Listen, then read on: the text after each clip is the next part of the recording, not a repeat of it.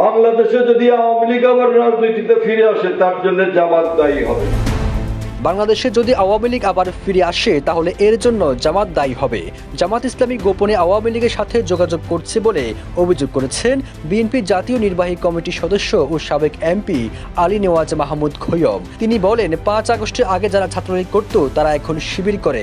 জামাত বিভিন্ন জায়গায় আওয়ামী লীগের লোকজনকে ভাগিয়ে নিচ্ছে এবং বিভিন্ন জায়গায় আওয়ামী লীগের লোকজনকেও তারা ভাগায় নিচ্ছে। জামাত যদি মনে করে ইলেকশন করে কালকেই ক্ষমতায় চলে যাব, দিল্লি বহুত দূর। তিনি আর বলেন, আজকে নির্বাচন হলে জামাত ইসলামী প্রধান বিরোধী দল হতো। এর চেয়ে বেশি আশা করা এই মুহূর্তে জামাতের জন্য ঠিক নয়। জামাত ইসলামী যদি মনে করে ইলেকশন করে কালকেই ক্ষমতায় চলে যাবে তাহলে আমরা বলবো দিল্লি বহুদূর হে। 4 অক্টোবর রাজবাড়ীতে এক আলোচনা সভায় তিনি আরো বলেন, জামাতের উচিত এই মুহূর্তে কতটুকু লাভ তাদের পকেটে নেওয়া সম্ভব সেটা নিয়ে ভাবা। নির্বাচন হলে বিএনপির ক্ষমতায় যাবে আর জামাত ইসলাম বিরোধী দল হবে।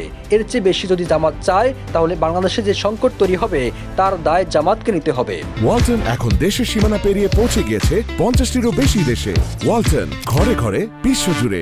জামাত পিআরের নামে নির্বাচন না করার জন্য যে পায়তারা করছে এবং বিএনপির সাথে যে দূরত্ব তৈরি করছে এর ফলাফল জামাতের জন্য ভালো হবে না বলেও হুঁশিয়ারি করেন বিএনপি জাতীয় নির্বাহী কমিটির সদস্য আলী নেওয়াজ মাহমুদ খৈয়ম। সবুজ আলম, নিউজ ডেস্ক, ইত্তেফাক।